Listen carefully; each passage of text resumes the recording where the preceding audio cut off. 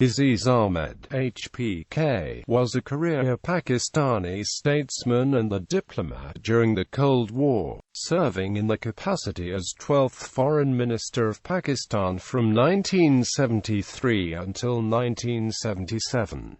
Prior to that, Ahmad served as the Pakistan ambassador to the United States and eventually appointed as Foreign Secretary by President Ayub Khan. He initially gained national prominence when he served as the Foreign Secretary under then Foreign Minister Zulfikar Ali Bhutto and opted for retirement in the opposition of Tashkent Agreement, signed by Ayub Khan to maintain and hold ceasefire with India in 1965. After the general elections in 1970 and the subsequent war with India in 1971, Ahmad was appointed as the Foreign Minister of Pakistan until being terminated by President Muhammad Zia-ul-Haq after issuing criticism against the military coup d'etat in 1977.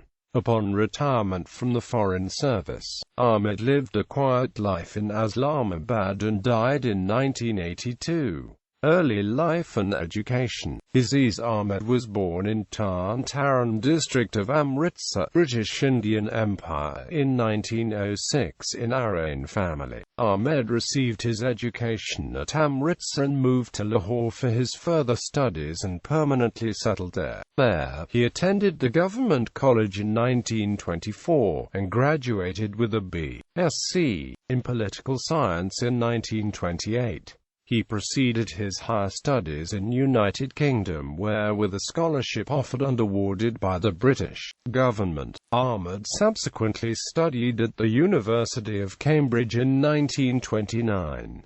In 1933, Aziz gained M.Sc. in Political Science, followed by another M.Sc. in Foreign Policy. Upon his return, Ahmed passed the civil service exam and gained commissioned in Indian civil service.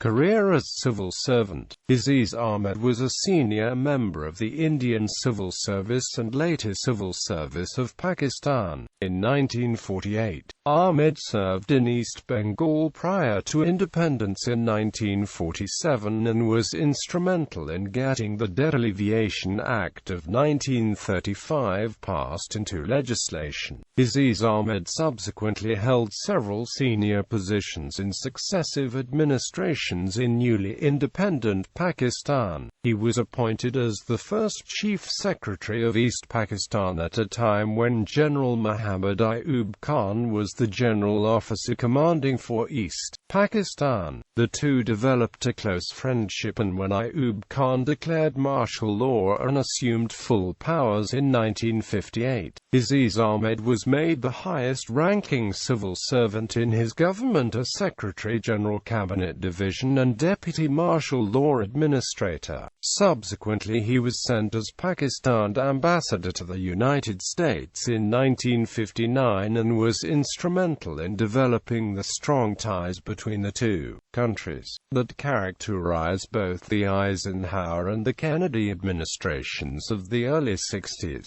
He returned in 1963 to take up the post of Foreign Secretary at a time when Zulfikar Ali Bhutto was the Foreign Minister. He gained further prominence at the national level in Pakistan following the 1965 war with India. He was opposed to the signing of the Tashkent Declaration by Ayub Khan, as was Bhutto. He retired from government service in 1966 and was assigned to head the National Press Trust. Indo-Pakistan War of 1965. Ahmed initially gained public prominence with Zulfikar Ali Bhutto in 1965. On 4 September 1965, following the amid skirmishes, Ahmed received a warning from the Pakistan embassy to Turkey that Indian Army was preparing and planning an offensive attack on West Pakistan. Therefore, the government decided to launch the counterattack. Aziz and Bhutto played an important role in drafting the Gibraltar, and along with Bhutto, Aziz spurred on by pressing the government to take advantage of the disturbed situation in the valley and direct the army to send raiders into Indian-held Kashmir for conducting guerrilla activities there and to help the locals organizing a movement with a view to eventually starting an uprising against the occupying power. Throughout this war, Ahmed assisted Bhutto on numerous occasions on the war and initially gained Bhutto's confidence. Soon the pair became good friends. During this war, Maurice James somehow convinced Ayub Khan to accept the ceasefire appeal from India, and that Pakistan may not be able to fight without weapons. At the UNSC, Aziz joined Bhutto where Bhutto famously announced that Pakistan will fight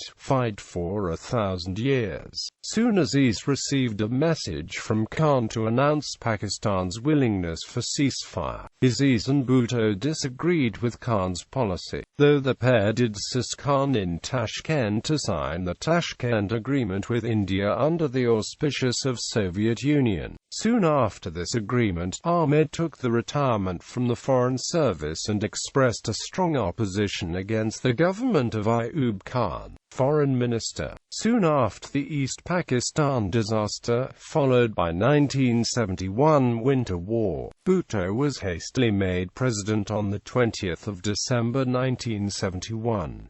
After he was made president, Zulfikar Ali Bhutto summoned Aziz Ahmed out of retirement and appointed him Minister of State for Foreign Affairs. Subsequently, Aziz Ahmed was regarded as one of Bhutto's closest confidants as Minister of State for Defense and Foreign Affairs and finally as Foreign Minister, for a few months, before the government was toppled in the military coup of 1977.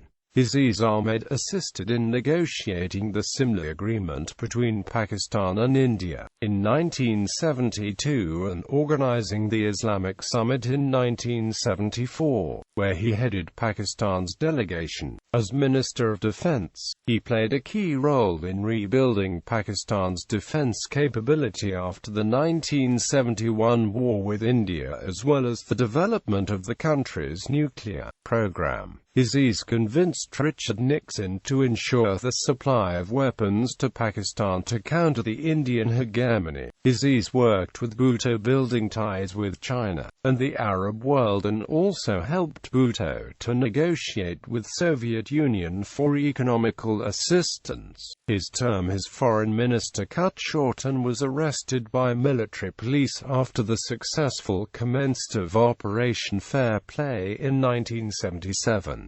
Aziz Ahmed remained a staunch opponent of martial law and the military government of General Zia-ul-Haq. Aziz died in October 1982 and was buried in Karachi. He was the recipient of Pakistan's highest civil award, Hilal-e-Pakistan. On his death, he was survived by his wife Shireen Ahmed, 2 sons and 2 daughters.